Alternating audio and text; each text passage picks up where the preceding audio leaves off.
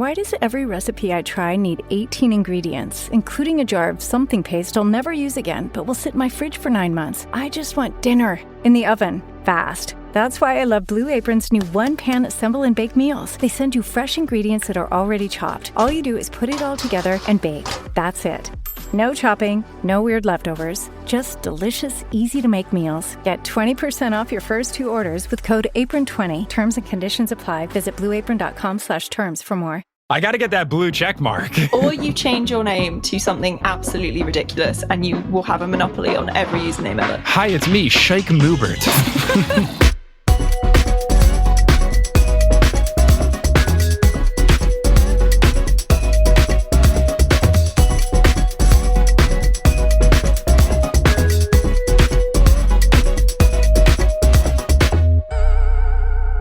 Welcome, fellow sleuths, to Meddling Adults, a game show where we grab our now diverse friends and go head-to-head to test our wits against the prowess of fictional young detectives for charity. I'm your host, Mike Schubert. I'm really bad at solving children's mysteries, which is why I am safely behind the judges' table, letting others duke it out instead. Our contestants this week are Mischa Stanton, a podcast audio sorcerer you might recognize from LeVar Burton Reads and Marvels, as well as Dottie James, Potterless's UK correspondent, and a voice on the upcoming podcast Unseen. Mischa and Dottie, how's it going? Hello. Oh, you know, Scott is on fire, but that's just life in 2020, I guess. Yeah, it's September 2020. We've checked so many boxes of things. Now we have Sky on fire. Yeah. Yep. It looks like an actual film over there. It looks like a movie. What happens in bingo when you get every single space? Because I think we're approaching that for 2020 bingo, where we're going to be able to scream like bingo, bingo, bingo, bingo, bingo, as well as ba-ba-ba-ba-ba, I, n.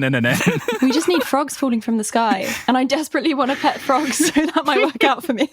So what we will be covering today, our mysteries are coming from Clue Junior, and not just any edition of Clue Junior, but specifically Book 8 in the Clue Junior series, which I alluded to in the episode with my parents, Barb and Joel Schubert, because this is the first book in the series after they realized that the first book had all white kids, and all they did was mess with each other and cause property damage and stuff. So this is the first book where they were like, oh no, our children's book should probably promote good morals and not just feature white children. Probably a good call there. Probably a decent call.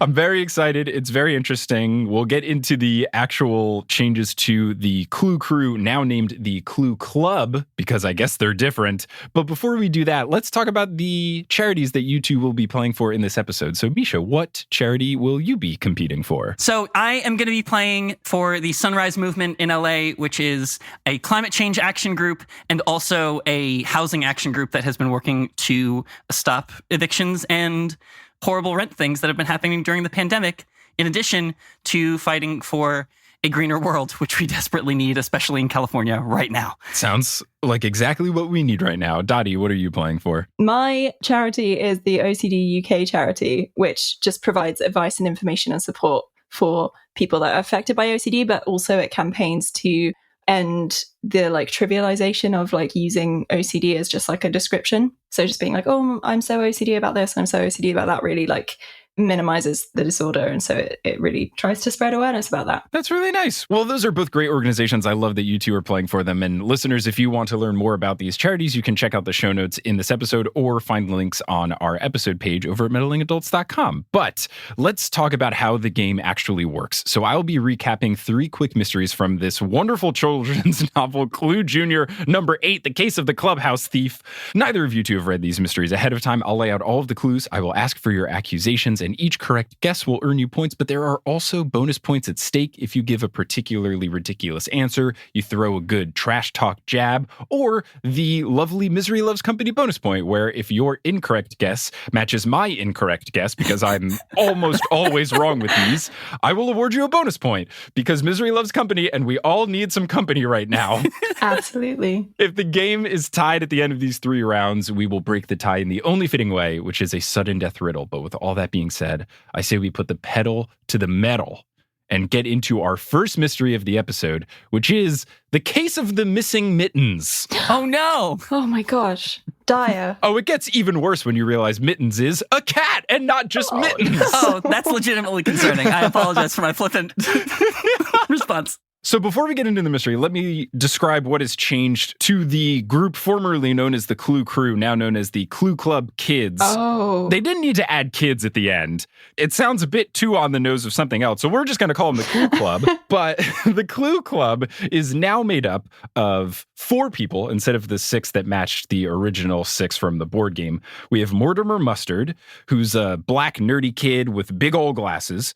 We have Greta Green, who is like your standard white girl from every cartoon in the 90s, where she's got blonde pigtails and she only wears pink. Then we have Peter Plum, who's your standard white boy from every 90s thing, where he wears a red backwards hat and likes to skateboard and stuff. I like to skateboard. This is my personality. My hair's kind of long and I always wear a hat backwards. And then finally, we have Samantha Scarlett, who is a very well-dressed and fashionable Asian girl. So we've got a new crew going on. I don't know what happened to Mrs. White and Mrs. Peacock. They've just been eliminated, but this is the new Clue Club that we are dealing with. And to put it into context for anyone that didn't listen to the Barb and Joel episode, the old Clue Club was actually terrible. They were horrible to each other. They pulled pranks on each other. It was awful. It was horrifying. And now these people do nice things and teach you nice morals. Hooray! It's almost like they realized they were writing a series for children and should teach them things.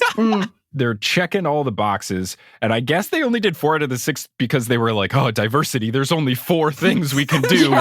Boy, girl, black, Asian. That's it. So with that now being laid out, let's get into the first mystery, the case of the missing mittens. So Greta Green calls Samantha Scarlett. She is frantic, saying that her cat, Mittens, has gone missing. So Mittens the Kittens is missing, which is a fun tongue twister that I just screwed up. Samantha says, don't worry, I'll get the rest of the Clue Club together and we will find where Mittens went. So they all show up at her house, and when they arrive, Greta says that Mittens has gone missing since last night. She hasn't even come back for her meals today, which is very much unlike Mittens. She never misses a meal. So outdoor cat is what we're getting. Yeah, that's not missing. Yeah, that's just a cat who is living its best life. I have never had a pet. I know nothing about cats, except for I had a roommate that had one for 6 months, and it was the worst experience of my roommate career.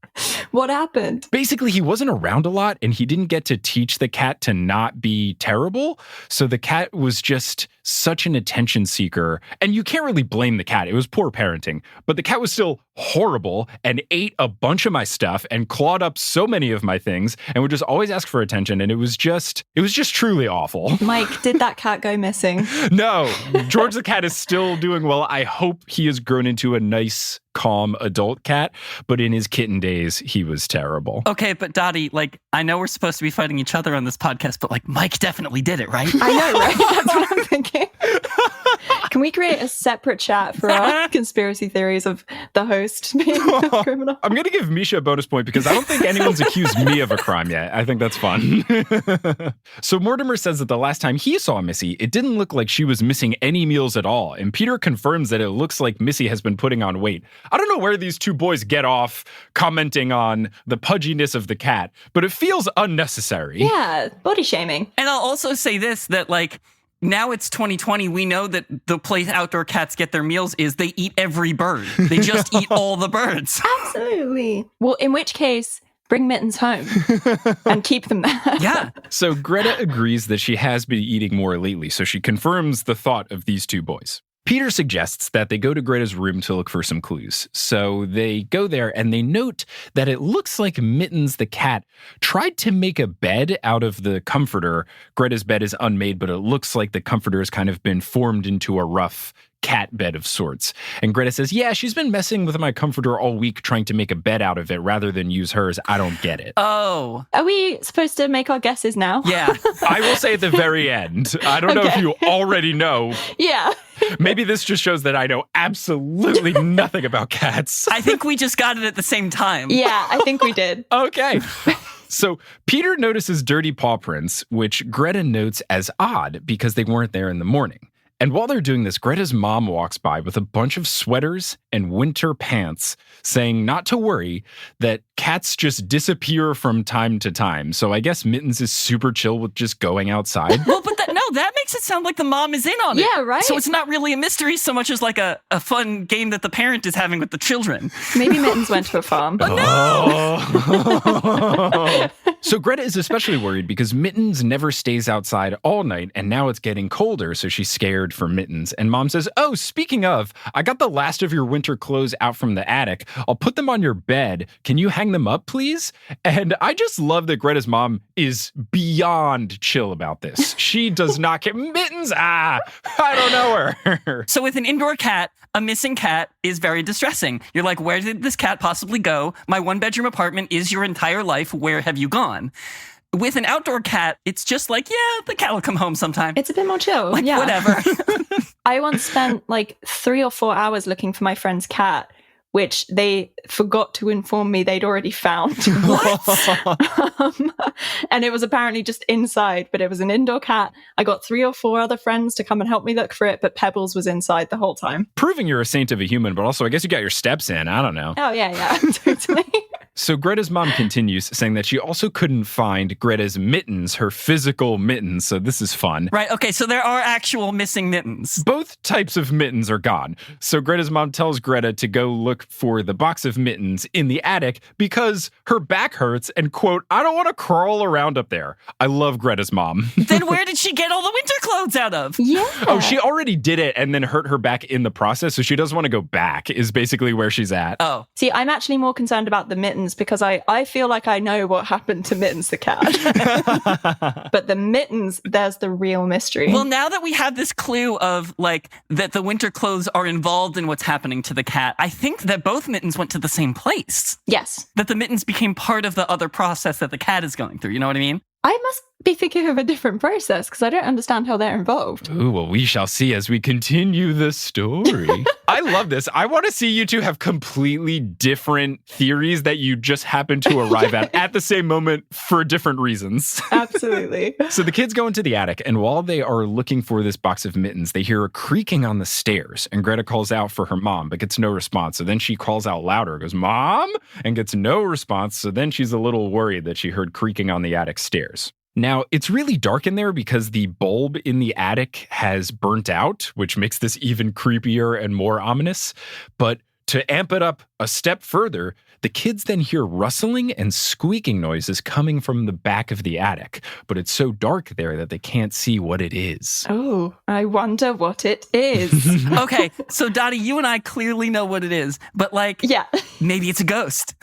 That's what I first thought just then. I was like, maybe this story has a real twist.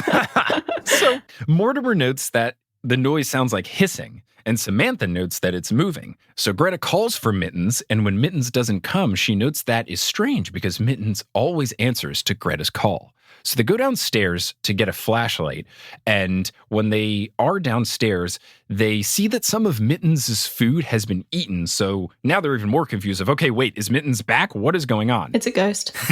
Definitely. The ghost got hungry, ate some cat food. The kids then notice that their hands got really dirty, which makes Samantha realize, oh, Mittens must have been in the attic because that's how the dirty paw prints got in Greta's room. And then Mortimer says, oh, so it was Mittens making the noise? And Samantha goes, no, but I know what was making the noise. So now I turn to you two. I guess you've already known this for 15 minutes. But what was happening? What was making the noise? Do you want to say it on 3? Yeah, okay. Mike, count us in. Okay. 1, 2, 3. Mittens is pregnant. Oh, wow. Okay. I guess this mystery wasn't hard. I am just oblivious to how pets work because my guess was like, I don't know, it's rats? Well, okay, like the cat's fat, the cat is hanging out in its own separate space and has stolen a bunch of soft things for padding. The bed was when it really dropped for me. Wow. But Mike, I think you're just like the dream like reader for these people because it's like they're like, oh yeah, we're gonna get Mike Schubert so bad this one. He's gonna think it's a ghost. He's gonna think it's rats. Mike's sitting with his armchair in front of the fire, just like enraptured by this very small, like 50-page book. Like, what's gonna happen? I honestly had no idea. And I get that these books are designed for second graders, but I guess also it is for 28-year-old men who had very specific childhoods. Listen, if you gave a second grader a book on engineering or podcasting, I'm sure they wouldn't be able to figure it out either. You know what? I'm going to ride that high and feel good about myself. myself. So at the end of this first round, the score is 4-3. Mischa with a slight advantage for accusing me of the crime right off the bat. So now we get into our lightning round. I'm very excited for our first ever lightning round. All credit to my wife, Kelly, for coming up with this idea. But basically, I guess you could say much like this first mystery, I read through all of the mysteries in this book, and it turns out a lot of them were very easy, too easy for the podcast. So I could only find 3 worth doing. I also bought, they make grown-up Clue books, and I bought that thinking I would do either that or a hybrid of the 2 books. But it turns out the Clue books are easier than the Clue Junior books because the Clue books are just like process of elimination to solve it. Like all of the clues are very much in the story, and it's more of just like a logic puzzle than it is actually a mystery. It's much easier. So what I've done to flesh out this episode is Kelly and I looked up Laffy Taffy kid joke riddles. Nice. So we will be having lightning rounds of Laffy Taffy riddles. I suck at these. Perfect. Congratulations on your win, Mischa. Yeah! So there will be 3 riddles in this lightning round. We will be giving 1 point for each. Whoever first gets it correctly will earn the point. So the first lightning round riddle. How do you get an alien baby to sleep?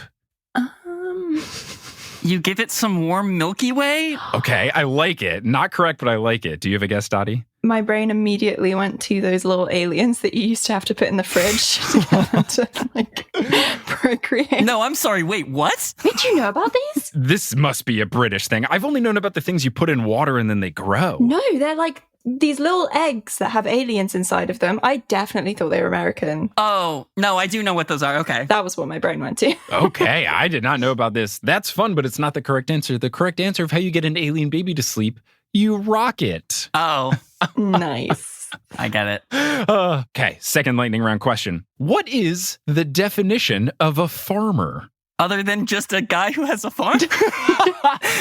Is it something to do with the word breaking up, like a farmer? I'll give a bit of a hint. It is something that you could see this description being on someone's resume or their job performance review.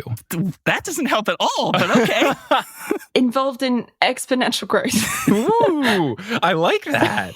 Lacking any other sense of what this is, I'm just going to go with a guy who farms. Okay, I do like the straight down the arrow guess, but it's someone who is good in their field. Oh, dang. Yeah, that's pretty good. Yeah. They got me. All right, the final riddle for this first lightning round. What building has the most stories? Oh, a library. Oh, yes, you both get it. The library. Yes. That was in perfect unison. I'm very proud of you two. Okay, so now at the end of this lightning round, the score is the same difference, but you each gained a point. It's 5-4 in favor of Mischa. All right. As we get into our second mystery, the case of the birthday bang. This does not sound like a children's It's book. kids book, kids book, bang meaning explosion. Great. Okay. So the Clue Club is about to chow down on some pizza, and they are talking about how excited they are for next Saturday, which is Samantha Scarlett's birthday party. While they are enjoying their pizza, they see their classmate, Patsy Pinto, walk by. And Samantha says hi to Patsy, but Patsy straight up ignores Samantha. And so close to her birthday. Wow. Cold. I know. Greta asks if Patsy is still bent out of shape because Patsy didn't get invited to Samantha's birthday party. Well, yeah, probably. Solved. Samantha sighs and says yes, despite me explaining to Patsy, quote, a jillion times that my parents said I could only invite a few friends to keep the cost down. So immediately, Patsy's the asshole here. Yeah. Well, Patsy didn't make the cut for the birthday party. That's pretty cold. As someone who has also in the past not made the cut to some birthday parties, like that can make you pretty upset. Agreed. I get it, but also like it is a legitimate reason of, hello, my parents can only spend so much money on a birthday party. But if you're Patsy, you're going to hear that as, I need to think of a reason why I didn't invite you. You're no higher than my 6th favorite friend. Yes. Yeah. And also, like, that you can only afford so much, like, makes sense to a lot of adults listening to this podcast. But to children who want to attend a party that their friends are going to, that doesn't mean nothing. 100%, yeah. Yeah. Now, it's funny you mention this because as the story continues, the kids catch back up with Patsy. And Samantha tries to apologize again, and she tries to explain again. And Patsy says, I thought you were my friend. You're nothing but a snob. Oh my gosh. Which feels very on brand for someone named Patsy. And then Patsy set up a bomb at the birthday party? Samantha again tries to explain the whole cost thing, and she says there were plenty of friends that she wasn't able to invite. She wasn't the only one left out of the party. But Patsy storms off anyway. And then Peter and Mortimer, I guess being the voice of reason and the voice from the adults that wrote this book to the children reading this book, say, what's her problem? This sort of thing happens all the time. And then Peter says, yeah, this is totally understandable. No, I would say think of the children's feelings. Yes, Peter says, I too cannot always afford to have all of the people at my party with the money that I get from my job. I Peter. Feel like the author for sure has gone through this and was like, I gotta write this story. There are other places to get inspiration, bro. So Patsy refuses to talk to Samantha for an entire week. So from Friday to Friday, Patsy won't say a word to Samantha. But on that next Friday, the Friday before her birthday party, finally apologizes to Samantha, saying, I'm sorry I got mad. I don't want to ruin your birthday tomorrow, which seems like a nice move from Patsy. Yeah, pretty magnanimous of Patsy there. Yeah. So Samantha forgives her, further proving Samantha is probably the best person in the Clue Club. And she says, hey, we're going to have cake and stuff. It says cake and stuff, which I guess is like other snacks. But she says, we're having cake and stuff at my house after the party if you wanted to come by. And Patsy says, sure. That sounds nice. Why couldn't she come to the... Okay.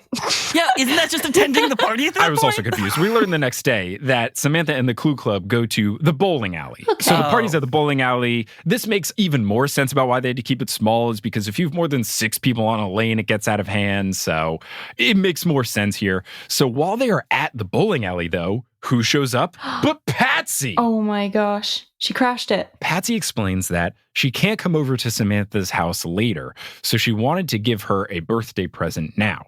She asks Samantha if she can go into one of those like side party rooms in the back of a bowling alley to give her the gift. No, Samantha, it's a bomb. Don't do it. Samantha thanks her and says it's really sweet and says sure and follows Patsy into the room. Now, in this room, this makes me so happy. I did not see this coming. Inside the room is a party, but it's a different party. It is a bowling team of adults celebrating winning the county championship for the 10th consecutive year. And I need a whole book about this bowling team. This undefeated bowling championship legacy. 10 years. The dynasty that they have established needs to be documented. Patsy, good job on the present. What a great way to have a birthday party for someone who can't afford to have all their friends at their birthday party is by crashing someone else's party and co-opting it for yourself. Absolutely. Absolutely. So Patsy then tells Samantha to come stand over here by this table that has their big trophy on it. And then suddenly, Patsy screams at the top of her lungs. Everyone in the room turns and looks at Patsy. And then all of these fancy decorative balloons that were all across the room start popping. And Patsy screams out loud, what was that? Ooh, okay. Yeah. Let me clarify that Patsy was with a group of friends. I guess they were bowling too. So when they walked into the room, it wasn't just Patsy alone. It was Patsy and all of her friends walking with Samantha into the room. So the Clue Club and Samantha's parents come running in so that they can see what's going on. Samantha's dad asks what's up, and Samantha says, I'm not really sure. All the balloons just started popping.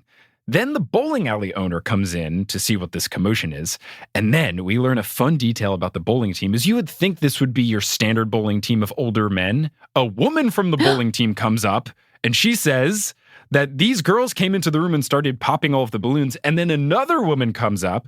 She says that the balloons were specifically made for the team. And then a man from the team comes up and he says, you'll have to replace them. And they weren't cheap, you know. Oh, so we've got this God. co-ed dynasty bowling team. I need to know everything about them, as well as their special custom-made expensive balloons. So the bowling team goes around the country pulling bank heists on the circuit and then transmits that value into gold foil that's lining the inside of the balloons. That's why they're so valuable. There's always money in the banana stand. Exactly. Mischa, you've certainly earned a point for that. Wonderful theory. That's it. I solved it. Yes. So Patsy points at Samantha and says she did it.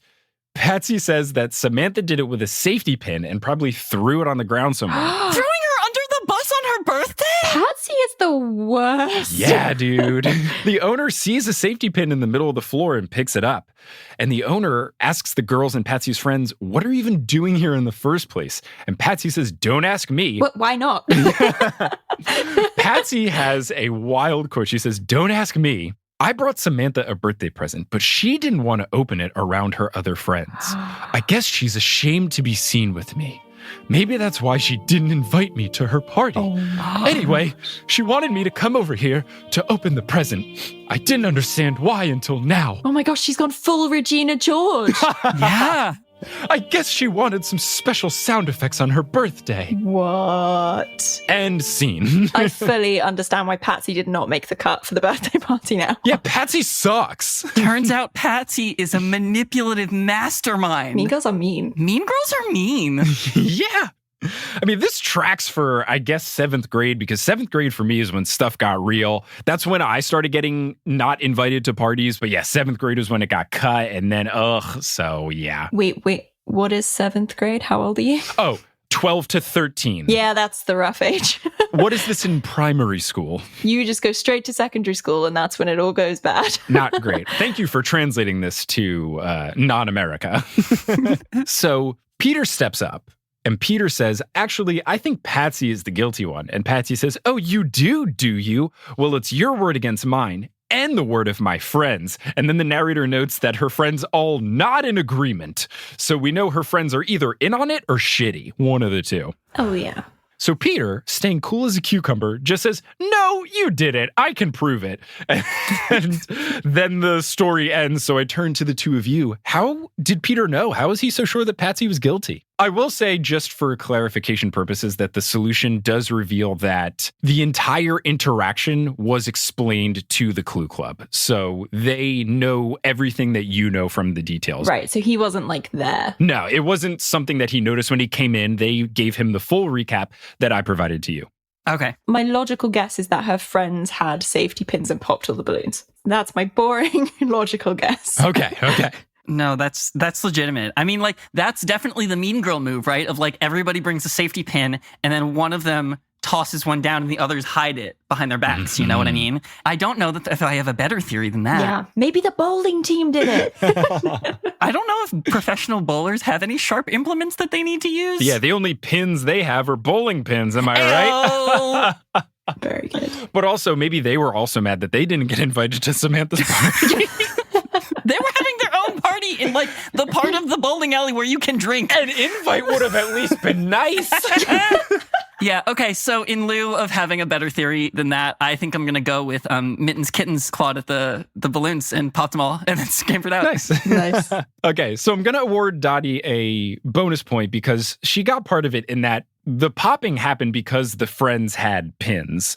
But the way Peter knew that Patsy was lying is that when they retraced the steps, Patsy screamed before the balloons were popped. So he goes, why would you scream before things started to get popped? Of course she did. Patsy then says, well, I saw her doing it. That's why I screamed. And Peter goes, then why did you scream, what was that, afterwards if you saw her do it? Nice. And then she confesses. She says that she was upset about not being invited to the party. Her friends were in on it. And then, I love this little flavor text that the book adds. The owner, to make up for this whole hullabaloo, gives the bowling team and Samantha's birthday party an extra free hour on their lanes. Ooh, nice. Okay. Which is such a nice move by the owner. Good guy bowling alley owner. Yeah, it's great. I loved it. Such a wholesome story. This is way better than the old Clue Junior books. So now we still have a very tight contest here. It is 6-5 in favor of Mischa as we get into our second and final lightning round of the episode. Oh my gosh. Okay, here we go. We're back to Laffy Taffy riddles. The first of 3. What prize do you get for putting your phone on vibrate? Putting your phone on vibrate. What prize do you get for putting your phone on the vibrate? Sleep. Again, this is for children, right? Yeah. This is for children. Okay. Look, Laffy Taffy candies can be enjoyed by people of all ages, but you probably should be a kid because your stomach can handle just a rectangle of sugar. It's true.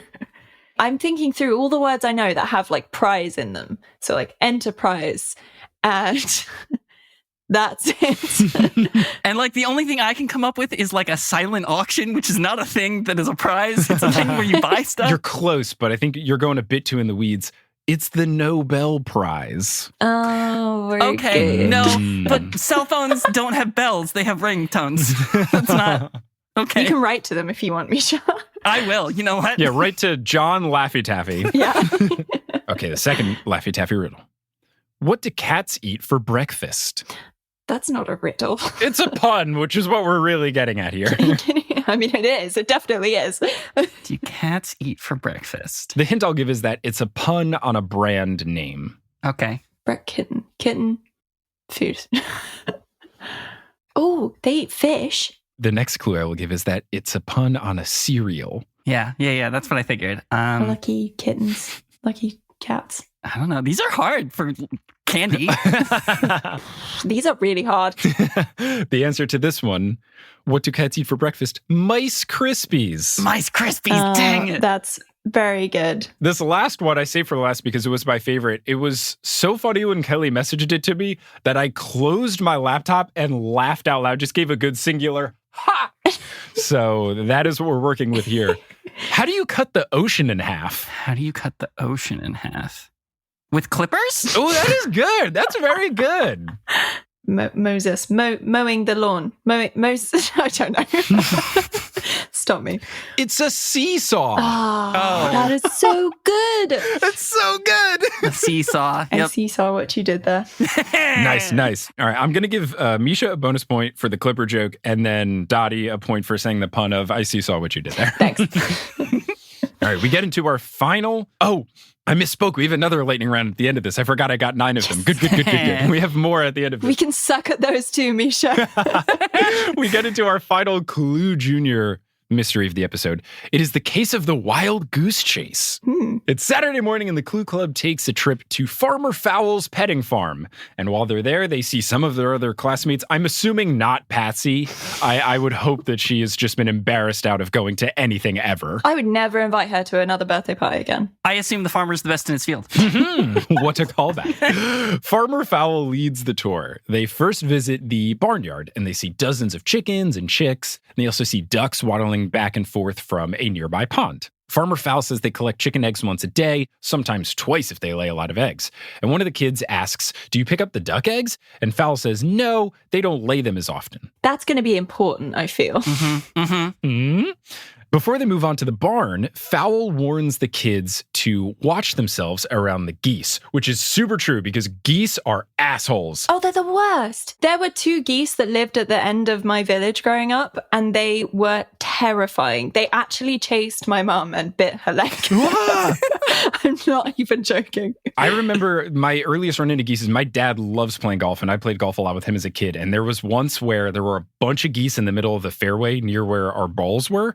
And my dad was like, let's just pick up our balls and go. And I was like, why, Dad? They're just birds. He's like, those are not birds. Those are geese.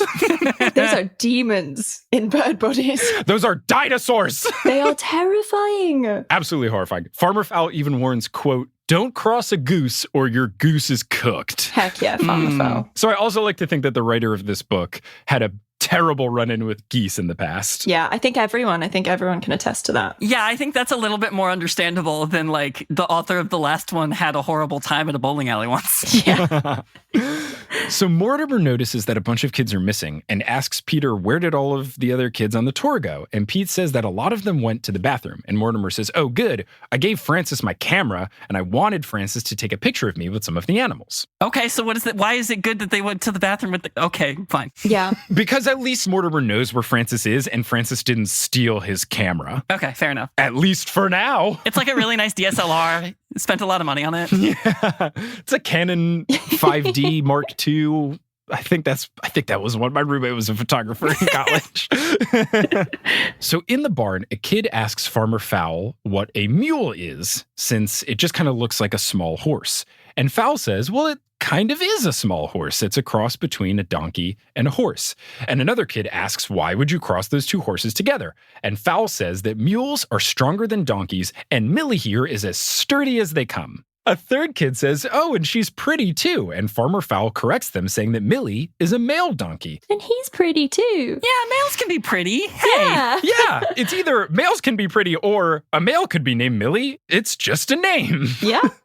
So Mr. Plum asks how Millie got his name. And Farmer Fowl says that his daughter actually named Millie. When his daughter was 3, she couldn't pronounce mule. She said mill. So calling the mule Millie just kind of stuck, which I think is a really cute story. That's very sweet. So Farmer Fowl then takes the kids to meet 2 Clydesdale horses named Horace and Patty, and a Shetland pony named Ponytail, which seems like the worst name for a horse. That does seem like the worst name. However, I gotta give props to Horace the horse. That's so good. It is really good. Oh my gosh. Did you guys ever have Beanie Babies? I did, yes. Yes. Yeah, I had a horse that I personally named Gigi, but the label called him Horace, and I hated it, so I cut it off. Good. Oh no. My sister and I used to do the same thing. We would give them our own names and then clip off the little tie tags because they would always give vastly inferior names to what we came up with. I still have one Beanie Baby left. Nice. Which one? It's my favorite one. It was a husky, and its name is Nanook. Oh. Is that the name on the label, or is that a name that you gave it? That was the name on the label. I was not as creative as a child as I am now, so I never gave them their own names. Fair. So they also meet Mildred, who is a milk cow, and Mildred is pregnant. So common theme in these books. Oh my gosh. These books really giving you like a crash course in animal husbandry. I love it. Yeah. Yeah, you're learning a whole lot. I love it. Very educational books. What do cows do when they're about to give birth? Do they also collect, winter clothing?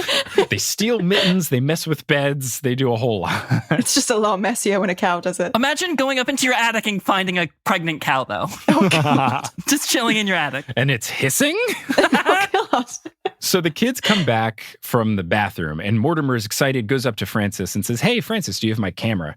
Francis goes, shh, here's your stupid camera. Hold it yourself. Rude. Farmer Fowl tells the group that they are off to see the pigs now.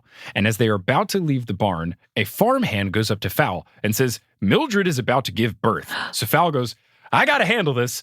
My son Harry's going to lead the rest of the tour. Have fun, kids. So Harry takes them to the pigsty where they meet Sowsy the pig, the mother of all the piglets. And while they are meeting the pigs, 2 boys from their class come running down the field, yelling because they are getting chased by angry geese. The geese have come back. Inevitable. You were warned. Harry, the farmhand, saves them by chasing after the geese and waving around his big farmer-style floppy hat, and the geese disperse. Is that how you get rid of geese? I guess it makes me want to carry a big floppy hat with me at all times. That should be common knowledge, I feel. Geese are not afraid of anything in this world except big floppy hats. Their one weakness. So Harry asks the kids what happened. They say, quote, we were on our way to see the pigs, and all of a sudden these geese attacked us. I don't believe that. I don't believe that at all. Not in character. Neither does Harry. He says, that's strange. These geese are so used to humans that they wouldn't chase you unless they got riled up for some reason. You boys didn't do anything to upset them, did you? And the kids say, no way. They just started after us. And Harry continues, well, I asked because I noticed that there are eggs splattered on the geese. That's so mean. So he follows up and says, where have you boys been? And the boys say, we were in the barn. When we heard Farmer Fowl say that Millie was having a baby, we wanted to watch the birth. And one of the kids' father says, well, that's a relief. I'd hate to think of anyone in this group picking on the animals here. But Samantha Scarlet, further proving herself to be the best of the crew, Samantha says, excuse me, I'm afraid they might have been picking on the geese. And Harry goes, why do you say that? And Samantha says she definitively knows that they are lying. So I turned to the 2 of you. How did Samantha know these 2 boys were full of crap? Well, because obviously the boys did it. Yeah. I don't even need That's to, they did it. The geese were covered in eggs or the boys were covered in eggs? The geese themselves were covered in eggs. The quote from the boys was, "When we heard Farmer Fowl say that Millie was having a baby, we wanted to watch the birth." And then that's when Kevin's father says, "Well, that's a relief. I'd hate to think of anyone picking on the animals." And then Samantha says, "No way, they're full of shit." Okay. Can I just ask what happened to the camera again? Yeah. Mortimer Mustard gave his camera to Francis because he wanted pictures to be taken of him with the animals. Then when Francis came back from the bathroom, Mortimer asked for his camera back, and Francis said, "Shh, here's your stupid camera. Hold it yourself." Okay. I feel like that's related, but I can't see why. You were absolutely right, Dottie. You said that thing about how the duck egg thing was going to come back later, and I feel like that's so important. Yeah. Did he say that there were less duck eggs than there were chicken eggs? It said that they don't collect the duck eggs because the ducks lay eggs less frequently. Okay. In which case, if they used duck eggs, that's even worse. We should take a sample of the eggs that is on the geese and send it to the lab. Yeah. Does she have pictures? It's not a cell phone, so you can't just take out the picture and show it to them unless it's like a Polaroid camera. True, but it might be a Polaroid. When were these books written? These are late 90s, I believe. Yeah, So it could be a Polaroid. Polaroid. Okay. Yeah. I mean, I feel like it's just a matter of if they wanted to be there for the birth, they could have just been there the whole time when they went to the barn to get the tour to meet the cow in the first place. And if they wanted to see the birth, they could have just been there, and they weren't. Does Samantha just count how many duck eggs there were and has now seen that there are less? I feel like it's just a matter of Samantha being the best one in the group, and also her having met adolescent boys before. Yeah, she's using her brain. I love it. But I will spare you from more wild guesses. What it is these boys in their story say that they wanted to see Millie giving birth, but Millie is the male mule. Mildred is the pregnant cow. I thought you just misspoke. Yeah, nah. It was Mildred that was supposed to give birth. Millie is the male mule that we talked about before. And the reason that Samantha knows that their story was false is that in the barn is when the whole, Millie's a male thing went down, so they weren't there for that. And the boys reveal that they thought Millie was just a nickname for Mildred. They didn't realize that Millie was the mule. That's an exceptional story. No, I think that this is circumstantial. I think that the response to Samantha's accusation is just the names of the two farm animals that we met today are so similar we got them confused. Sorry. Yes, you could just say that. That doesn't prove anything. I do like you questioning the Clue Club here. I think that's so clever, though. So that was a tricky one to end on, but the episode is not over just yet. The score is 7-6 in favor of Mischa, and we have 3 final Laffy Taffy riddles that could shake up the final tally. So let's see if you two can crack these. You've been so good at the other ones. So the first, why shouldn't you write with a broken pencil? Why shouldn't you write with a broken pencil? Because you don't want to be led on? I do love all the guesses. That's really good. But the answer is because it's pointless. Yeah. That's really good as well. Okay, second one. What's the best way to carve wood? I thought you were going to say something else. With the proper woodworking equipment. What? The best way to carve wood? With a knife.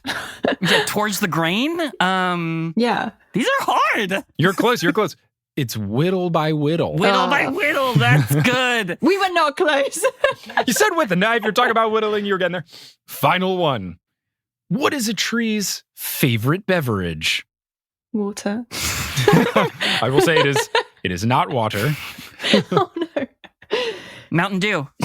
Ooh, that's good. That is good. But that's not correct. Dang. It is root beer. Nice. Root beer. Of course it I was was. so close. But do I get a point for actually being right?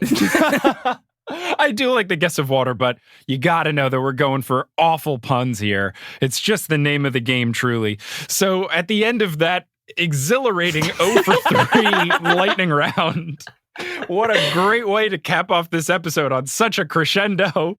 Mischa, you have won this episode of Meddling Adults, meaning you have earned money for Sunrise Movement. How does it feel to just edge out this narrow victory and reign victorious? I want to commend my opponent, Dottie, because I feel like there was a real spirit of sportsmanship on this episode. It was nice, yeah. I loved it. It was so wholesome. And like really what saved me was just making dumb quips at the very end.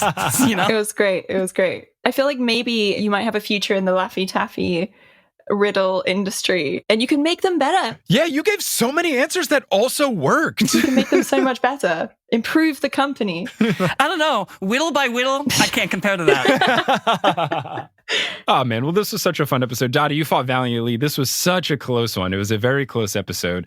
But thank you two so much for joining. Thank you for having me. Mischa, since you want, I'll let you go first. If people want to find you doing podcast stuff, where can they do so? Sure. They can find me on my website, mischastanton.com, or you can follow me on Twitter at Mischa, etc., at Mischa, ETC. Cool. What about you, Dottie?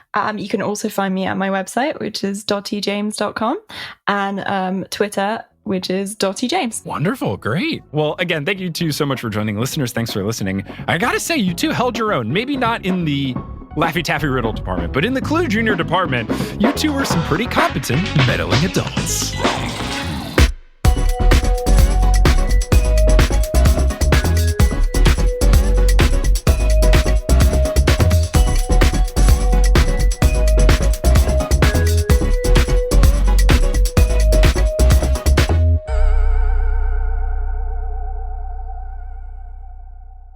Hey, thanks for listening to this episode of Meddling Adults. Meddling Adults is created, hosted, and produced by me, Mike Schubert. Our editor is Brandon Grugel. The art is by Maayan Atias and Kelly Schubert. The music is by Bettina Campamanes and Brandon Grugel, and the web design is by me and Kelly Schubert. If you want to support the show and help us raise more money for charity, you can do so at patreon.com/meddlingadults. You'll get access to some bonus features, and we'll put your name on the website. Or if you just want to give a one-time donation, you can do so at paypal.me/meddlingadults. If you want to follow the show on social media, you can find us on Facebook, Twitter, and Instagram at Meddling Adults, as well as reddit.com/r/meddlingadults. And if you want to learn more about the show, as well as the charities we're supporting, you can go to meddlingadults.com. And thanks to Multitude for having us as a part of the collective. If you want to listen to some other great podcasts, some of which I have a hand in, or if you want to learn how to make a podcast of your own, you can do so at multitude.productions. Thanks again for listening, and hope to see you next Wednesday for the next episode of this season.